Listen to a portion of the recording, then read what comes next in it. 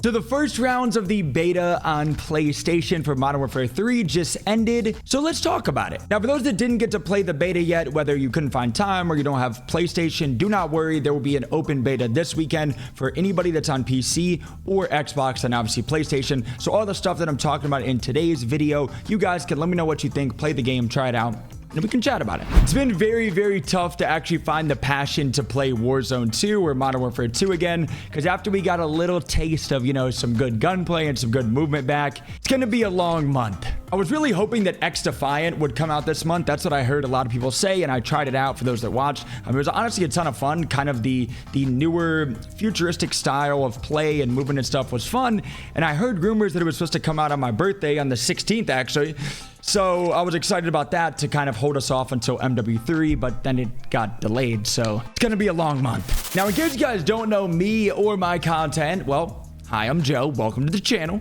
I never really played multiplayer or Call of Duty until pretty recently. Throughout college and stuff, I was like, what the heck should I do in my free time? And I picked up gaming, and that's when I started playing Blackout and Black Ops 4. So this experience of grinding multiplayer and experiencing these OG maps of MW2 is really new for me. And I know I'm gonna get roasted in the comments, but let's talk about it. So I feel like the good thing is I obviously bring a new perspective of the game and stuff, even though it's not the same movement and stuff as the OG decade-old MW2 that some of you guys know, but it's the same kind of maps and stuff, which is cool. So I think I bring a cool new perspective. Now, first and foremost, as always, I love you guys. And second of all, I want to hear your guys' feedback down below. I actually got confirmation, I don't want to say who, but a lot of the developers are watching people's videos, mine included, of my takes on Warzone and probably multiplayer. So it is very, very cool to know that the developers are listening, are watching, and will be reading your guys' comments. And I'd love to have a conversation with you guys down below. Even if we disagree,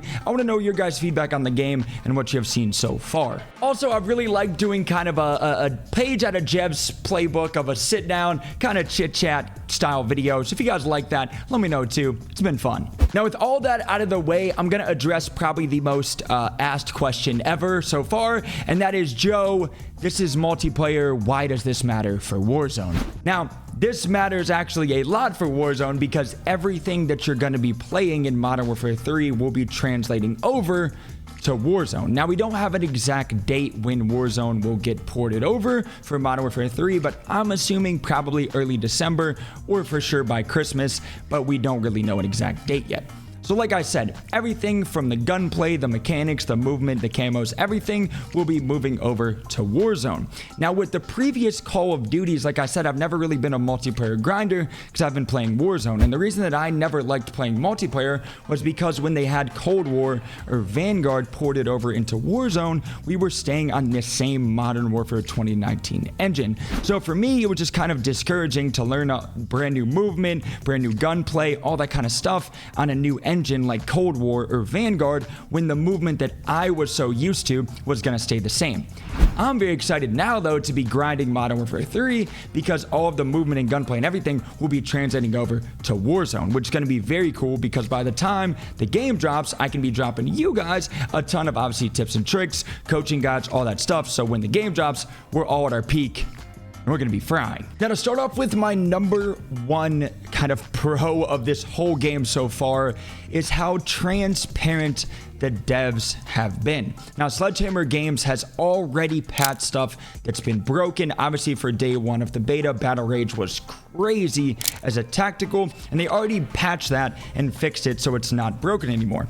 And they've already taken feedback from the past 4 days of the beta, and they're already saying that they could be changing stuff for this upcoming weekend on a lot of our feedback. So again, like I said, they are listening. Compared to last year, we had a complete, just out of touch dev studio that didn't care at all what their community actually wanted. So it's very nice for a change to know they actually care and they are listening. They're already making these changes during a beta. So like I said, already in the beta, they have already been tweeting out with weekend 1 concluding. Thank you guys so much for playing. Obviously next weekend, High Rise and Cutthroat is coming, which is basically a 3v3v3 gunfight mode, which I played at COD Next. It was actually a ton of fun, and I'm excited for this already. Look at this. Until then, we would like to take a moment and thank you for all your feedback. Our team is working very hard to further improvements for weekend 2 and beyond. So they're already saying that they're going to be making changes for the next weekend of the beta this upcoming weekend, and it's amazing, right? It says that you can expect later this week, you can expect an update on some of the top concerns we've observed, including but not limited to operator visibility. Obviously, it's very hard to see people. Even your teammates kind of blend in sometimes. I'll talk about that.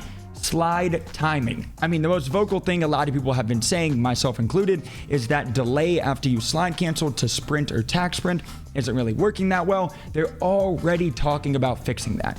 And spawn selection, obviously spawns were wonky in the beta, but I'm not even surprised. Now let's compare with last year's team compared to this year's team, how different the dev studios are. Now this was Infinity Ward's response to the beta and movement and everything else, and look at how different the transparency is from an actual dev studio like Sledgehammer that's been caring so far, fingers crossed, of what their players are saying, to last year of how an absolute dumpster fire of Warzone and MW2 was.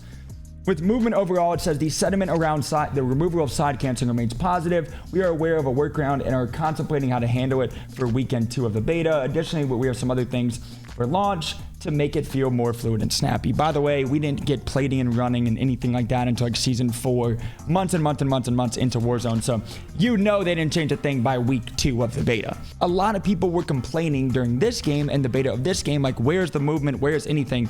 So them saying that it's seems positive was just a complete lie. Here's even them touching on the perks in the game, and this is again the funniest thing to me personally, is they said dead silence obviously is another hot topic, as many players have expressed that they would like to see it as a perk instead of a field upgrade, which we have now with the boots, which you can use the boots to have dead silence, but also then you're going to be much slower and you don't have the side canceling or strafing boots, anything like that, which again is a good counter to dead silence or quieter footsteps. Obviously here it says we believe it is important for the game's health that rushers are not able to move at high speeds without consequence. Dead silence is a field upgrade, creates a balance between freedom of movement and predictability of combat. That is, again, just so out of touch. If there is random RNG times that somebody is getting dead silence, that would be the complete opposite of predictability. That means people are getting dead silence at random times, and whenever you're fighting or expecting somebody to be down a lane or down a map, they're going to be running around much faster or much quieter compared to if they had dead silence as a perk or if they had the gear on or boots on or anything like that. So them saying, one, that it helps the predictability of combat is crazy, and also I knew that it was already going to be a bad year when they were saying that it is important to the game's health that rushers, fast-paced players, aggressive players are not able to move at high speeds without consequences. That is absurd. This isn't Tarkov. This isn't a realism shooter. This is Call of Duty, an arcade shooter that everybody has always loved.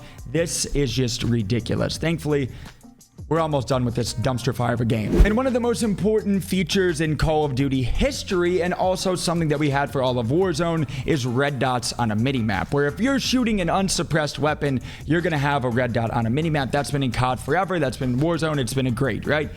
And with last year and the dev studio of last year, they had currently in the MW2 beta, we only show enemy players' dots when a UAV is active. The design reason for this is that we do not want to punish players for firing their weapon. It changed that, where it is the exact opposite, where people were camping much more in corners and scared to even shoot because they know they're safe in their little safe corner. If people are playing aggressive, and like I said, for the history of Call of Duty, a mini-map is very important. If you're shooting an unsuppressed weapon, you should be on the map. You can use a silencer, which again, if you have a suppressor, you're not going to show up on the map like it's always been. I don't know why this was ever going to change, but again, them saying that they're continuing to gather feedback on how the game is playing regards to this topic. Everybody was complaining about this and it never got changed. The reason being that I'm saying that they were just so out of touch is because all of the things that people loved about Call of Duty is now coming back as features, which I feel like isn't right overall, because these features should have never gotten taken out in the first place. But these devs were just so out of touch in thinking forcing a certain way, forcing a certain playstyle for a game that everybody disagreed with, and now we see we're going back to how COD should be played, baby. So now let's get right back into the beta and multiplayer and all that jazz. I just had to kind of show you guys the difference in studios because obviously so far, W's all around for Sledgehammer, and hopefully we're looking up for this year. But touching on multiplayer again, we have a new health for multiplayer. We have 150 base health, which I think feels absolutely incredible. That longer time to kill, I think, adds a skill gap where obviously you have to be hitting more of your shots. They also brought down the headshot multiplier, which is nice because I feel like if you have a gun that does have some flinch or things like that and you do hit a couple headshots, you shouldn't be absolutely obliterating somebody because you hit a couple more headshots. They brought that down lower, where therefore a lot of fights will feel more consistent and headshot multiplier isn't super broken. Obviously, if you're hitting headshots and somebody isn't, you're going to kill them faster, but it's not going to be like an absurd kind of change where it felt like in the old games you would just die crazy fast. And in this one, it's much smoother. Now, the other thing I really like touching on headshots also is the hit marker sound is really nice, but also the X when you're getting shots and kills is very clean. That means if you're hitting body shots and leg shots, you are getting a single cross when you're killing somebody or getting hit markers. If you kill somebody with a headshot, you're going to be getting like a double cross, which you'll see behind me, which is really cool. Therefore, there's no more of like the, I swear I hit him in the head, like all that kind of stuff. You'll know because you'll be seeing those double crosses when you kill people. I think that's a nice little feature that a lot of people haven't seen or touched on yet that's going to kind of change the consistency of gunfights. When you feel like you should have lost a fight or you feel like you should have won a fight, it can really balance that out. Now, moving over to audio, so far the enemy's footsteps I think sound very, very clear. Obviously for last year you had to have on loudness EQ if you're on PC. For my console people, I am so sorry. Audio was horrendous this year, but now for the new game, it seems like enemies' footsteps are very, very loud, but they do need to tweak it a little bit because I feel like your teammates' footsteps are also pretty loud. And with the problem with the visibility and stuff, I catch myself just shooting at teammates, and a lot of people do because their footsteps are loud and sometimes you just can't see them. So overall though, the footsteps seem very good. I couldn't really get a good feel on that for COD Next because I was in a massive room of like 150 creators and it was really hard to actually hear in general. So, but now being back home at my setup, I can definitely tell even on console that the footstep audio sounds a lot better. For the beta and multiplayer and things like that, they also brought back map voting, which I personally like, even though I didn't get to grind the OG CODs. Being able to choose a map, and most people I feel like choose the really good maps like the high rises and the rust and stuff like that, and being able to play those maps pretty consistently instead of being forced into like a state where in the beta it was just not fun to play. Maybe it's the greatest map ever, but a state for me, it's a big no-go. But like being able to actually force play a map that a lot of people also in your lobby would like to play is a great change. And I like they brought back map voting, and a lot of the maps people don't like are getting forced kind of out of their rotation to play. So now let's touch on the bad of Modern Warfare 3 in the beta. Now I do want to preface and say, obviously this is a beta, this is not the full game yet, so I hope a lot of this stuff is going to be getting ironed out, and we've seen with the feedback of the devs and the studios and stuff like that, that a lot of it is so far, so we'll see how it looks this weekend, and obviously when the actual game launches, hopefully it's all ironed out. But again, I don't really know a ton of games that launch perfectly anyway, and especially in a beta, so we'll see. Now obviously the movement is a lot better than what we've had in the past, but I would love to see them add a B-hop or some sort of feature in there.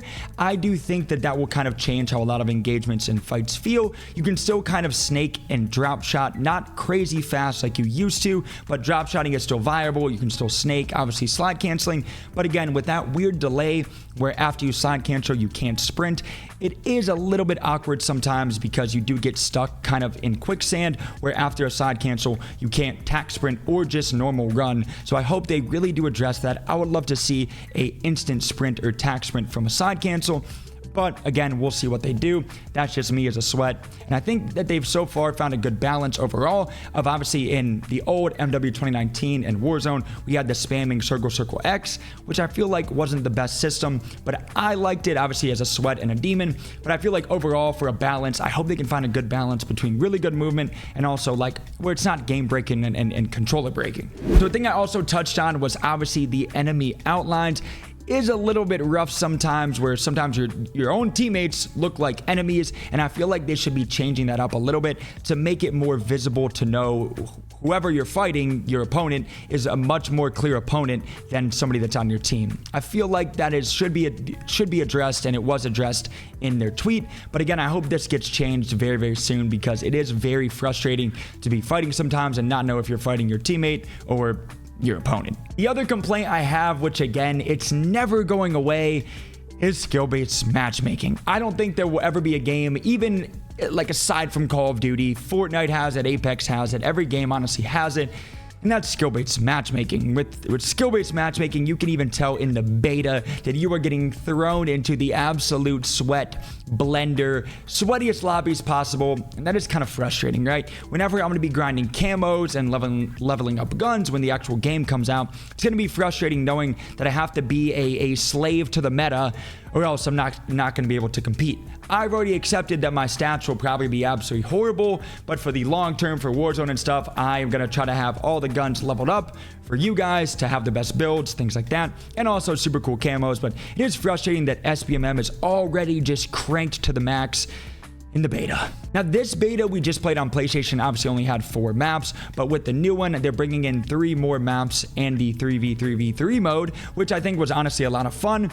So I think this beta this weekend is going to be fun. Hopefully they address some of those problems, and let me know what you guys think. So that is going to wrap up the MW3 feedback video. Now again, we took a little page out of Jev's book today, so if you made it this far in the video, make sure to like the video. If you guys aren't subscribed, make sure to sub. It means a lot to me. And let me know what you guys think, obviously, of MW3, what you guys have seen today, and are you excited to try out the beta? Now again, a little sit-down style video. I liked recording it, but if you guys like this style of video, let me know down below. I'm so down to do more. Love you guys. I appreciate you so much for the support always, and I'll see you guys in the next one. Peace.